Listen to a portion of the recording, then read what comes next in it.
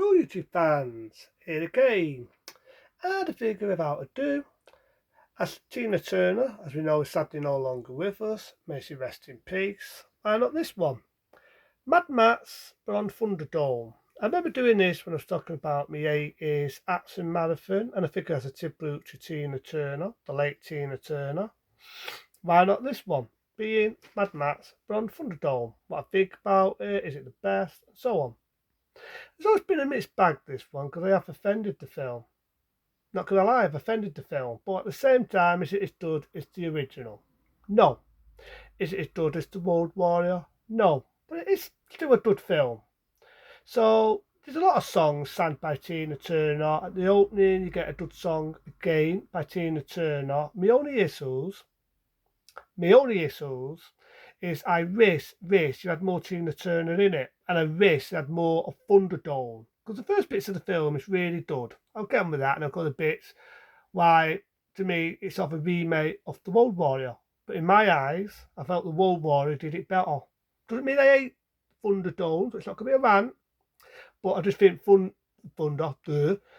meant to say, I think The World Warrior did it better. As I was about to say, start at the beginning. So you get a date song by Tina Turner called Boom, Boom, Boom, and the night on the way. When I'm not going to do the rest, I'll kill it. Then you've got a desert. You've got Mel Gibson again in his last epic role as Mad Max, walking in the desert looking like fucking Tane out of Kung Fu. I swear it looks like Tane out of Kung Fu. And you've got one guy, and if you've seen him before, he appeared in the second Mad Max, being the World Warrior.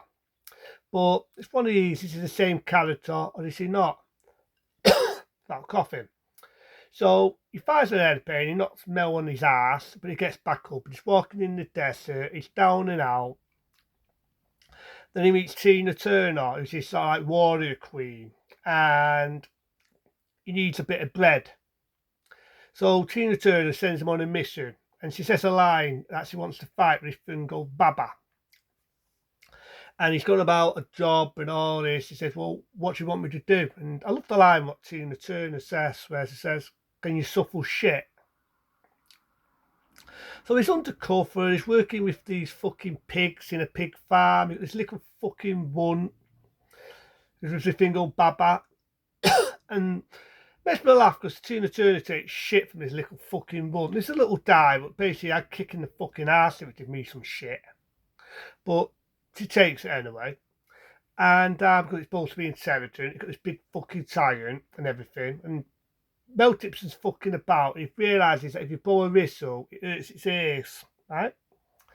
So they end up being Thunderdome, and he fights this monster. I love the bit though where Mel Gibson's on the rope and he's bouncing here and he's bouncing there and he's bouncing all over the fucking place, but then he outsmarts it.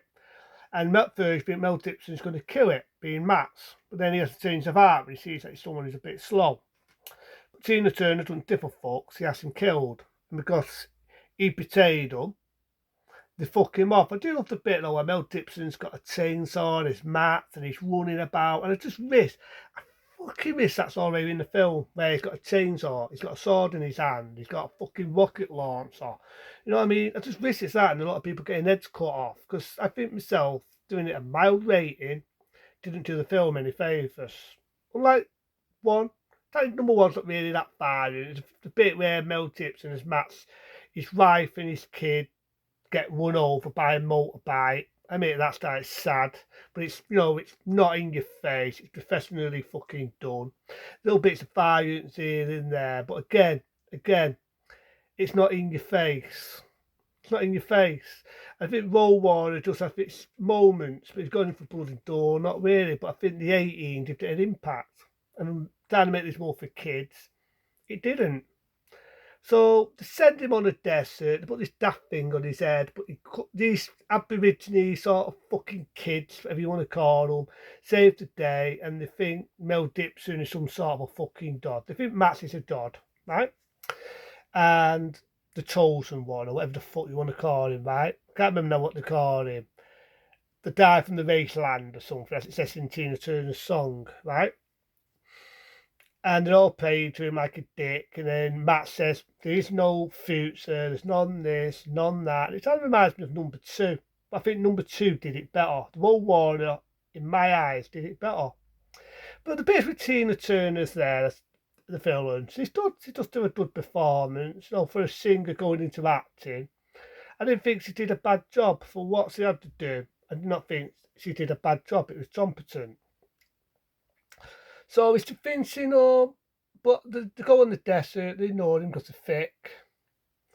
But I give the film something, it's a bit ballsy because a kid gets killed in the film. A horrible death. He goes in sinking sand, they try to save him, they're not that lucky. But I've just the film that, it was ballsy to do that.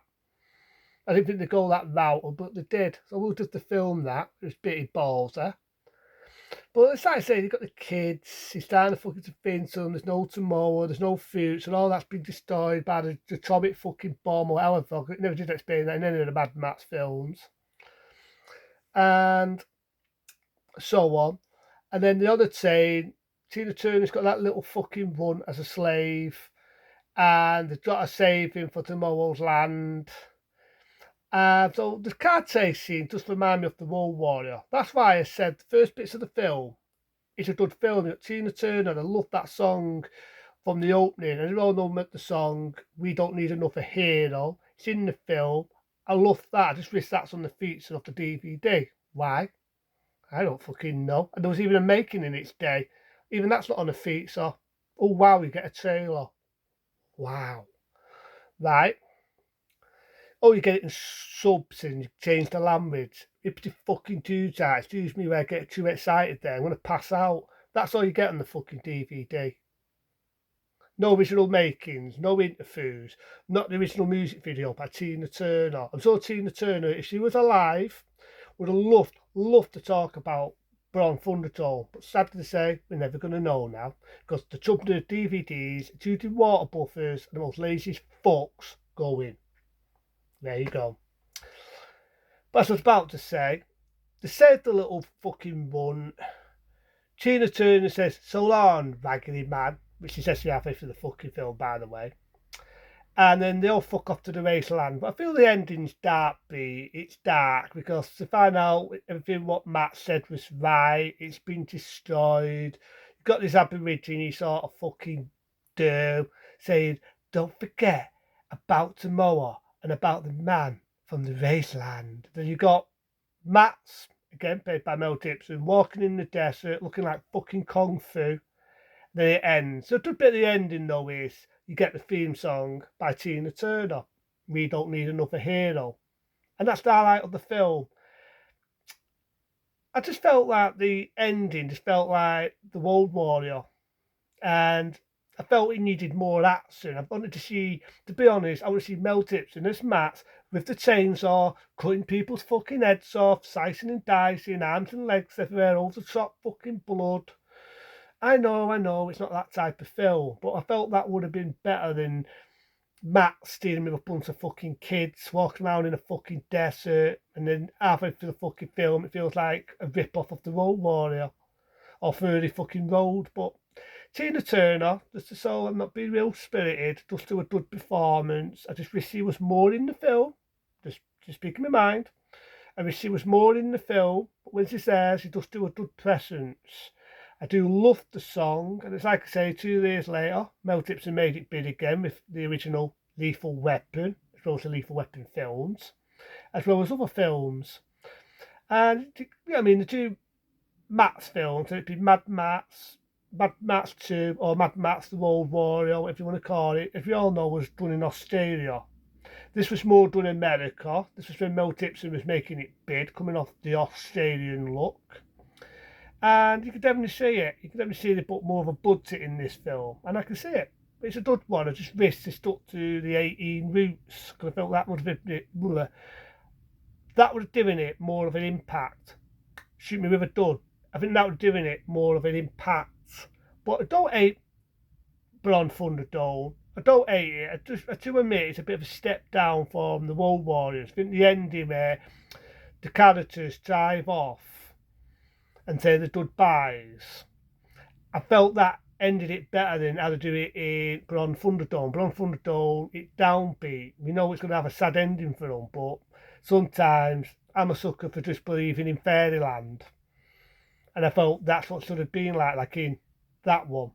But I don't hate Beyond Thunderdome. There are some good action scenes in it. I think Mel Gibson as Max, even though it's his last role as Max, still does a good performance. He's a hell of a lot better than the actor that played Furry Road. Believe me on that. And I do like Tina Turner, may she rest in peace. She does do a good performance. I do love the songs. So what can I say? I'll give it that.